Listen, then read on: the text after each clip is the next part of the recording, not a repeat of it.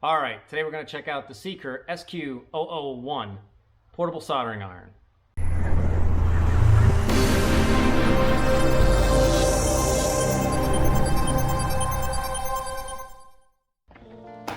All right, so here we have it in the box. I have not opened this yet. So we have a little stand for it and a little pad.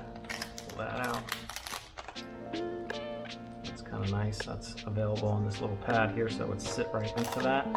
We have a couple Allen, we have a little Allen wrench and some screws here as well. So that's, I'm sure, goes with the iron and the SEQURE stuff on here. We have some instructions. It's nice.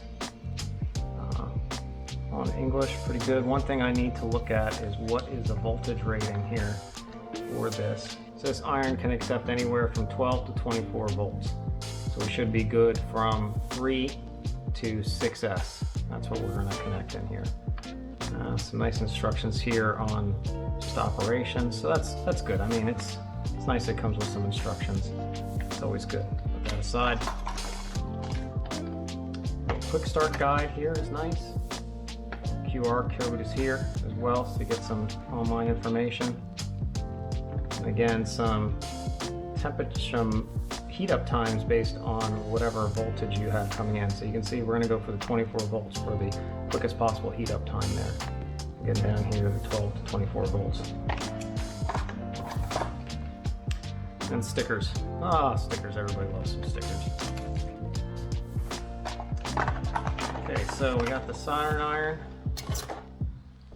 Got a nice chisel tip. It only comes with one tip, so we'll see how the chisel tip works. So that would be something, if you're gonna grab this iron, I would go ahead and order some additional tips. You know, usually what I like to see is I have a whole variety of tips on my other irons. You can see here, just a whole pack of them. You're gonna need the standard tried and true, just nub tip here. I even have some tips. You'd want something with a nice pointy sharp end if you're going to do any work on some electronic boards or whatnot, but then you definitely do want a nice big fat tip, something like I have on this iron. This is really good for XT60 connectors. See how fat that is? So you'd want something like that as well. So investing in some tips is key for your soldering, because you don't want to push temperature, you just want to use a bigger tip. So this nice chisel tip will give us a lot of heat exchange right off the bat. It might not be as ideal for finite work, so again, I would definitely invest in at least one of these tips here. These just blunt nose tips. These are pretty good for soldering onto pads on your flight control boards, so on and so forth. Got my 6S GMB. See when I plug it in here, what we get. Put a startup on it, so it says press the A button, and then it is going to heat up 300 degrees just like that. So it says it is up at temp. That's what it's going up to. Let's see if it can melt some solder yet.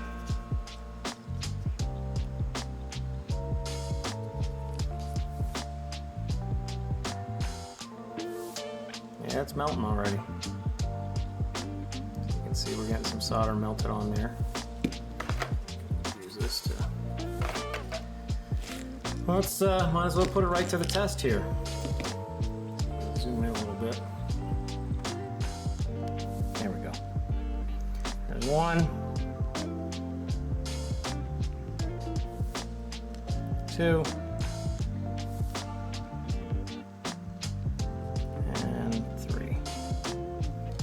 Alright, so once we have that all done here, what I'm going to do then is bring this power back down. So we'll bring that back down to 300 so we don't overheat our tip too much. You know, you have the two buttons here to adjust the temperature, and you can set the temperature. Nice LED, works with the 6S LiPo, no problem. One thing I definitely, again, would recommend is getting some additional tips. You know, a blunt nose tip like this one. Once it has that heat in there, you can see just the thickness of the two This one's a lot thicker, so when you have jobs like I just did, you don't have to really turn the temperature up all that much because it just transfers that heat pretty quick. All right, so what we're gonna do next is we're gonna put up the SQ-001 against a 60-watt soldering iron that I got for $10 from Banggood a number of years ago. I've been using this for like 3 years now, so it's worked for me all right so far. It's probably not the best iron in the world, but it's what I got. And we're gonna see how quickly this heats up and we can melt some solder versus, again, my $10 soldering iron that I have. Okay, so what I have, I don't have the exact same tips, but I'm trying to match kind of surface area. So you can see this one is kind of thin and this one's a little thicker, but then again, the girth on this one is obviously not as wide as this one. So I'm doing my best. I don't have the exact same tip, so you have to just bear with me. So for this iron, this has a dial here. We can go from 200 degrees Celsius up to 450. So we'll set that at 400 because that's the max of the SQ-100. So we'll set that at 400. Not that I know that this dial is really that temperature at all, but we'll set that there. And then we'll go ahead and plug this in.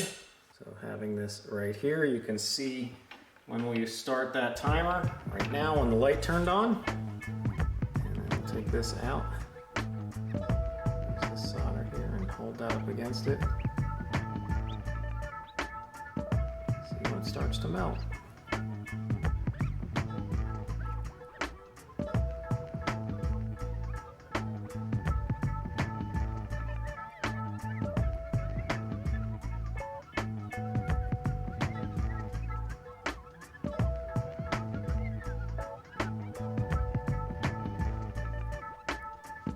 There we go.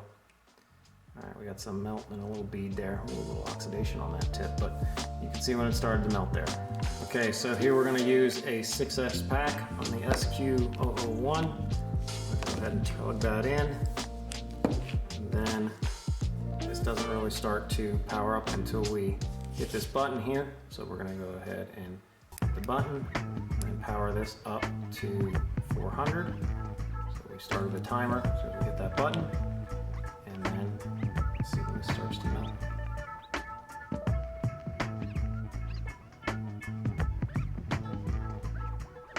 So looking at the temperature gauge there, it just said it got to 400.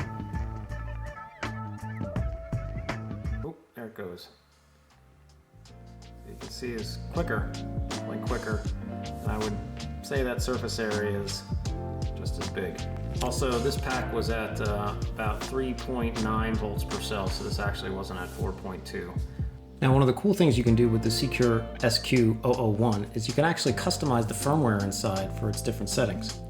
So if you notice when I plug it in and I go ahead and power it up and press the start button, it actually starts and ramps up to 300 degrees. Well, I can customize that to be whatever temperature I want it to be. So let me show you how you can do that.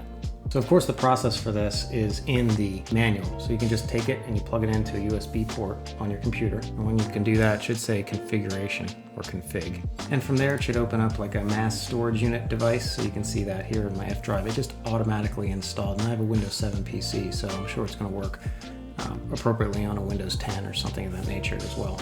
So it just automatically installed the drivers, and then you can see there's this config file here. I just click on that, and then we have this config file here. So you can see on the left-hand side here, these are commented out. So these will show you the ranges that you can go through. So you can see my standby temperature can be up from 100 to 400 degrees. My wake temperature, which is the 300 degrees, which actually is what I just showed you there when it turns on.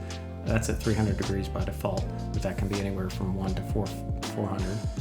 My sleep time is 180 seconds. My idle time is 130 seconds. And my temperature step point, so when I click the buttons and it steps up in temperature, you know, how many degrees do you want that to be? 50 degrees, 10 degrees, 1 degree, 100 degrees. I got my temperature and hold, and you can see these are just 0 and 1. I'm actually a little fuzzy on what these three things do, but you can check it out online if you're interested in that. And then this last one's just a read-only parameter. So that's the configuration. So for example, I can set this to say 250, hit save, close this, unplug it. I'm gonna go back into here. I'm gonna go ahead and turn it on, power it up. We're gonna see that go up. It should go up to 250. And there you go. Now the other thing we can do is update the firmware on this. So there's a new firmware out that allows us to go up to 450 for temperature. So I'm going to go ahead and download that and install it. So the first thing we want to do on this is put it in DFU mode. So for there, we hold down the A button on here. I'll hold that down and then plug it into USB. And then when it goes in the USB there, now that I have the A button held down, it should read DFU on the screen. Again, the drivers will install automatically. At least they did for me.